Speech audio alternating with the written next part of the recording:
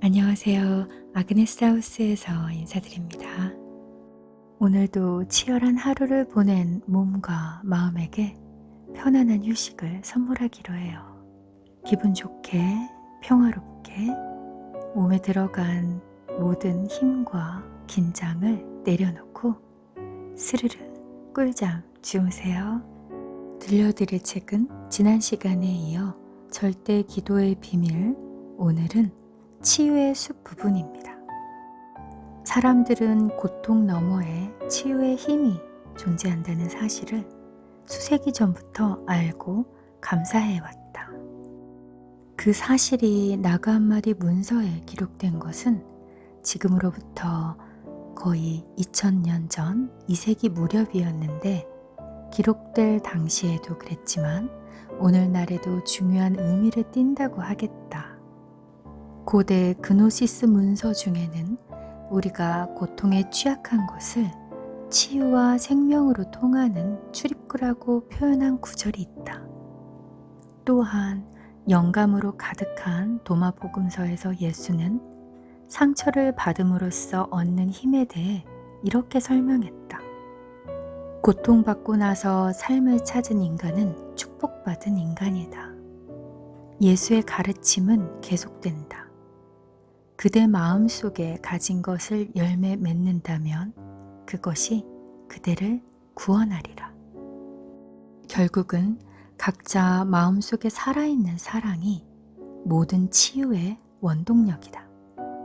하지만 사랑을 느끼기 위해서는 고통에 취약해야 한다. 상처는 감정의 한계를 알 수 있는 방법이기도 하다.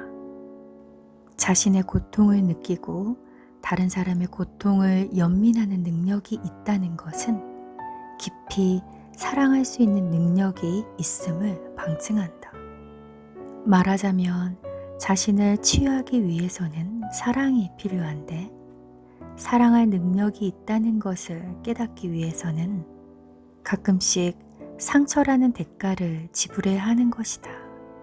전 세계적으로 널리 알려진 대참사든 각자 인생에서 일어난 일이든 상실과 비극에 대처하는 자세는 우리 각자가 평생에 걸쳐 해답을 구해야 할 난제이다. 누구나 상처를 받는다고는 하지만 상처에 대처하는 자세는 각기 다르다. 누구나 살면서 실망하는 일을 겪기 마련이지만 고통과 상실감을 해결하지 않은 채 남겨두면 그것이 건강과 인생과 아끼는 관계들을 파괴할 수 있다. 하지만 상처 안에서 지혜를 찾는다면 가장 고통스러운 경험에도 새로운 의미를 부여할 수 있다. 그렇게만 된다면 자기 자신을 위해서, 가족을 위해서, 사회를 위해서 더 나은 사람이 된다.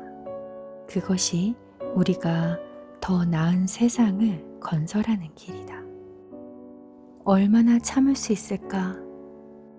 얼마나 더 고통을 견딜 수 있을까? 고대의 전통은 이 질문에 대해서 간단 명료하게 직접적인 대답을 제시한다. 커다란 시련에 맞닥뜨렸을 때 우리에게는 이미 역경을 견디고 스스로를 치유하는 데 필요한 모든 것이 있다는 뜻이다.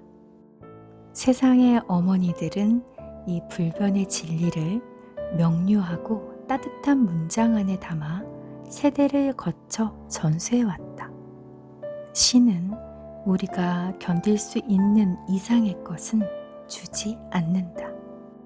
이 단순한 말 속에 담긴 약속은 오랜 세월을 거쳐 우리에게 전해 내려왔으며 이제는 과학에 의해 뒷받침되고 있다.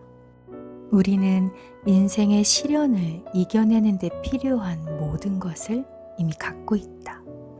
위안과 통찰력은 자기 개발서와 잡지 기사, 세미나에서도 얻을 수 있지만 우리에게 필요한 영적 도구는 이미 우리 안에 존재한다. 우리가 영적 도구들을 축적하는 데 걸리는 시간은 정해진 기간이 없는 것 같다.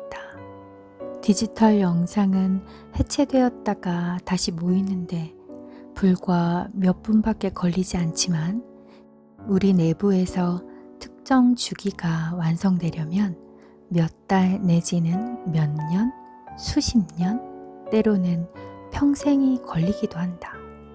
흔히 우리는 같은 패턴을 반복한다. 비슷한 부류의 직장을 옮겨 다니고 비슷한 사람들을 만나 사귀고 비슷한 이성을 만나 연애를 하고 나서야 깨달음을 얻는다. 왜 그런 행동을 했는지 깨달음을 얻고는 아하 하며 무릎을 탁 치게 된다. 예를 들어보자. 당신이 새로운 도시에서 새로운 동료와 새로운 일을 시작할 수 있는 이유를 생각해 본 적이 있는가? 하지만 이름까지 바꾸고 새로운 곳에서 새 출발을 했는데 지난번 직장을 그만두고 떠났을 때와 똑같은 상황에 처했다면 여기서 당신이 반복하는 패턴은 좋고 나쁨을 따질 수 없다. 가치 판단을 배제하고 생각해보자. 새로운 환경에서 예전에 익숙한 패턴을 반복하고 있는 자신의 모습을 발견한다면 그것을 인생에 대한 깨달음을 얻을 기회로 삼아라. 자기가 처한 상황을 바라보고 깨달음을 얻으면 더 나은 사람이 될 수 있다. 시련을 겪어야만 깨달음을 얻는다.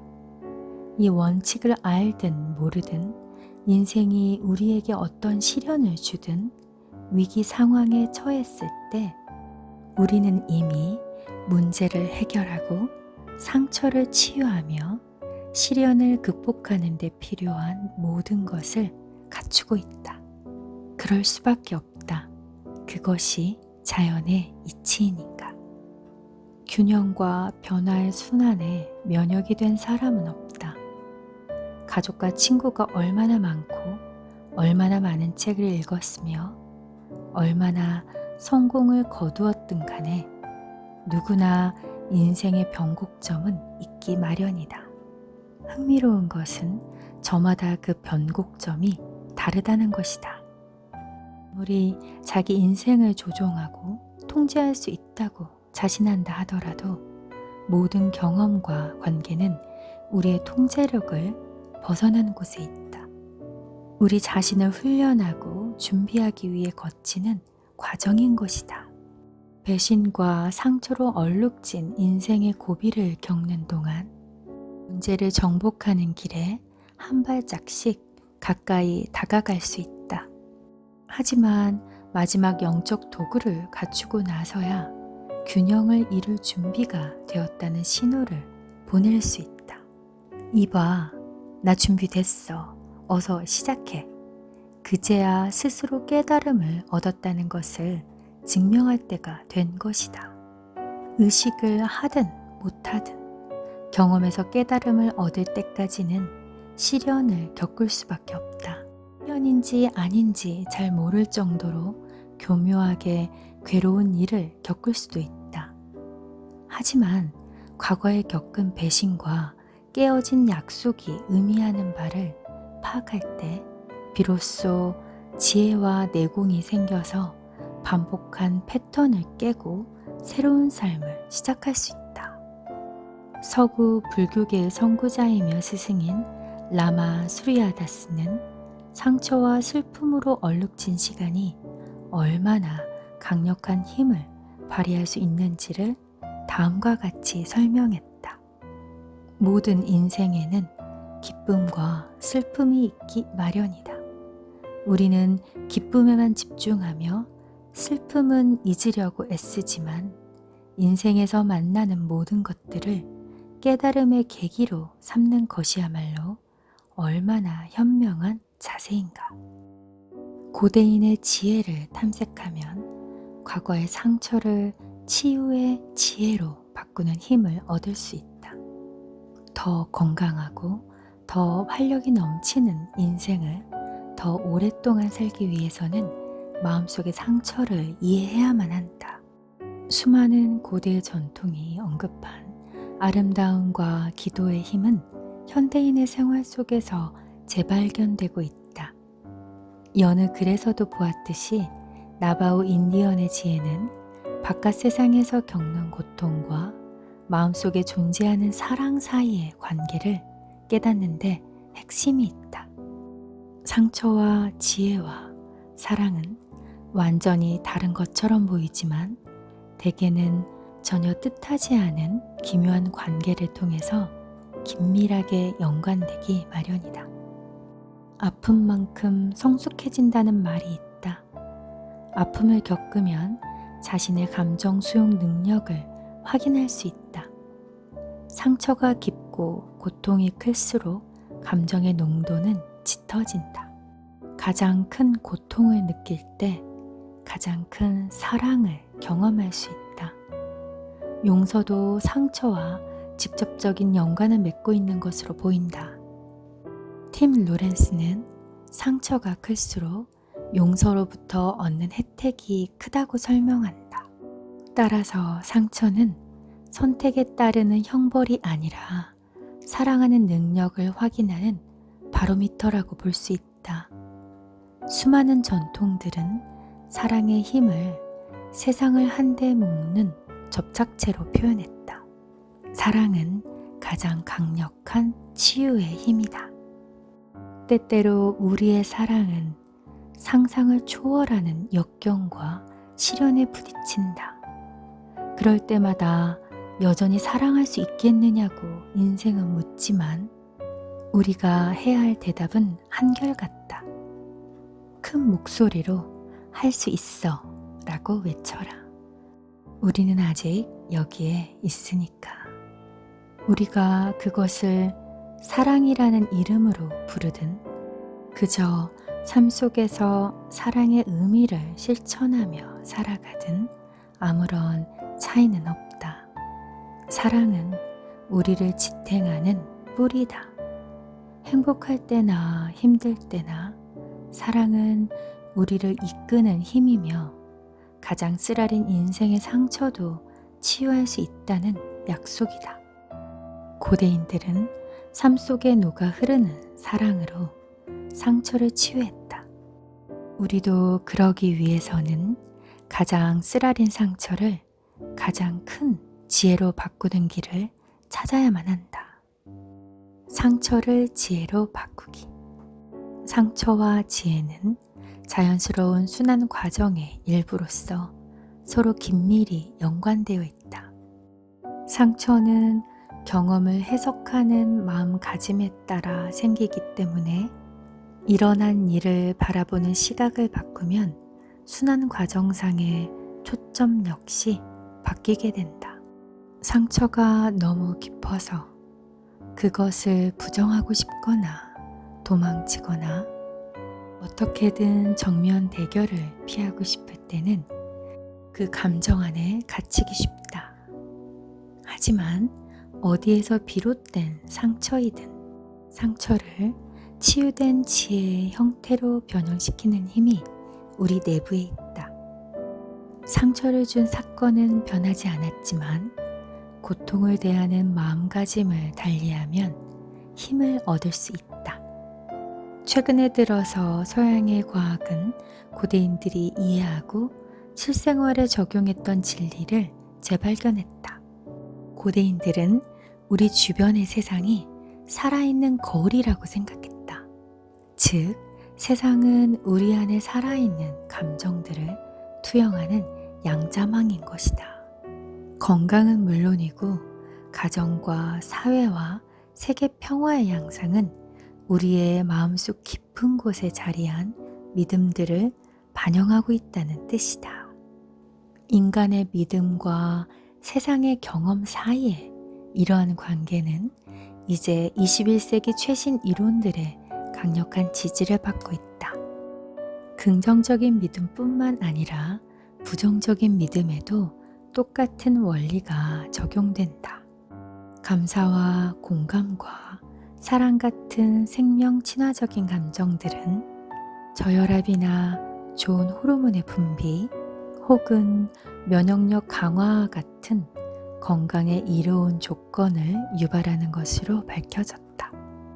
마찬가지로 노여움과 미움, 질투, 분노와 같은 생명에 해로운 감정들은 불규칙한 심장 박동과 면역력 저하, 스트레스 호르몬 수치 등을 증가시킴으로써 생명을 위협하는 상황을 촉진한다. 바로 이런 원리에서 강력한 창조의 힘을 이해하는 실마리를 찾을 수도 있다. 인생의 진리를 찾아다니던 구르지에프는 어느 나라인지도 모르는 외딴 곳의 수도원에 이르렀을 때 마음속에 강력한 힘을 일깨울 때까지 그곳에 남아있으라는 초대를 받았다. 그대의 마음 안에서 그 무엇으로도 파괴되지 않는 힘을 얻을 때까지 이곳에 계십시오. 그의 스승이 말했다. 그 힘은 상처를 치유하는 사랑과 지혜와 공감이라고 나는 믿는다. 마음의 상처에 새로운 의미를 부여하면 평범한 시각을 뛰어넘을 수 있다. 상처에 새로운 의미를 부여하고 축복할 때 비로소 우리는 상처를 뛰어넘어 도약할 수 있다. 아름다움의 힘. 아름다움은 홀로 거울을 응시하고 있는 영원이다. 하지만 그대가 영원이며 거울이다. 칼릴 지브란. 아름다움이란 정확히 무엇을 말하는 걸까? 사람마다 아름답다고 생각하는 아름다움의 의미에는 차이가 있다. 아름다움의 정체를 정확하게 알 수는 없을지라도 아름다움의 힘으로 고통과 상처와 두려움을 치유할 수 있다. 고대의 전통들이 주장하듯이 아름다움이 그 자체로 힘을 지녔다면 아름다움의 힘은 가장 신비로운 자연의 힘이 아닐까 싶다. 우리가 있건 말건 존재하는 중력이나 전자력과는 달리 아름다움의 힘은 우리가 관심을 기울일 때까지 수면 아래에서 잠을 자고 있다. 아름다움은 세상을 변화시키는 마력을 지니고 있지만 그 힘은 깨어날 때까지 잠을 잔다. 그리고 그것을 깨우는 주역은 바로 우리다. 우리가 생활 속에서 아름다움을 인정할 때 비로소 아름다움은 잠에서 깨어난다. 이런 관점에서 보면 아름다움은 단순히 우리의 눈을 즐겁게 해주는 것에서 그치지 않고 그 이상의 의미를 지닌다. 아름다움은 가슴과 머리와 영혼의 경험이다. 아름다움은 우리가 종종 불완전하다고 부르는 것, 즉 결점투성이로부터 완전함을 보려는 의지에서 나온다. 날마다 생활 속에서 아름다움을 찾는다는 것은 새로운 아름다움을 창조한다기보다 이미 존재하는 아름다움을 인식하는데 더 가깝다. 아름다움은 모든 사물에 항상 존재한다. 아름다움이 절대로 존재할 수 없다고 생각되는 곳에서도 우리는 아름다움을 찾을 수 있다. 영혼의 깊은 곳에서 가장 쓰라린 상처에 새로운 의미를 부여하는 힘을 얻는 순간 우리는 고대 현인들의 위대한 지혜를 깨닫게 된다. 아름다움을 발견하는 일은 우리의 선택에 달렸다는 지혜 말이다. 우리는 날마다 매 순간 계속되는 그 선택 앞에서 다른 것과 비교하지 말고 오직 그 순간 우리 앞에 놓인 것의 가치만을 생각해야 한다. 그럼으로써 우리의 의식 속에 아름다움의 씨앗을 심는다면 그 씨앗이 자라서 나비를 유혹하는 꽃이 되듯이 우리의 삶에 더 큰 아름다움을 초대하게 된다. 우리가 실제로 경험하는 것을 미에 대한 고정관념과 비교하게 되면 매 순간 우리 앞에 존재하는 아름다움은 절대 볼 수 없다. 이 원칙은 그대의 인생은 아름다움 위에 존재한다는 나바오 인디언들의 말로 간단히 표현할 수 있다. 아름다움은 우리가 허락한 곳에 존재한다. 우리는 매 순간 어떤 일이 일어날지를 결정하지는 못하지만 일어나는 일을 어떻게 바라보고 느끼느냐는 우리에게 달렸다. 이런 맥락에서 본다면 가슴을 찢어놓고 상처를 남긴 사건들을 변화시키는 열쇠, 인생의 밝은 빛을 비추고 상처를 치유하는 데 토대가 되는 지혜는 바로 우리 자신에게 있다. 아름다움의 힘. 최근에 서양의 과학자들은 아름다움의 변화의 힘이 있다는 사실을 증명해냈다. 아름다움은 단순히 저녁 노을이나 늦여름 폭풍우가 그치고 뜬 무지개가 얼마나 아름다운지 설명하는 말이라기보다는 경험 그 자체라고 볼 수 있다. 아름다움은 우리가 몸소 체험하는 경험이다. 지구상의 생명체 중에서 인간만이 유일하게 주변 세상과 자기 삶에 녹아 흐르는 아름다움을 인식하는 능력이 있다고 한다. 우리는 아름다움을 체험하면서 감정을 변화시키는 힘을 얻는다. 우리의 감정은 몸 바깥의 세상과 직접 연관되어 있다. 고대인들은 감정, 특히 우리가 기도라고 부르는 특별한 형태의 감정이 온 우주에서 가장 강력한 힘이라고 믿었다. 앞에서 이야기한 대로 감정과 기도는 물리적인 세상에 직접적인 영향력을 미친다. 따라서 아름다움이 개인의 인생을 변화시키는 힘을 지녔다고 한다면 세상을 바꾸는 힘 역시 지녔다고 말할 수 있을 것이다. 중요한 것은 세상이 우리 앞에 던져놓은 상처와 고통을 초월해서 이미 만물에 깃들어 있는 아름다움을 인식하는 길을 찾아야만 한다. 그래야만 기도가 갖는 잠재력과 놀라운 변화의 힘을 삶 곳곳에 풀어놓을 수 있다.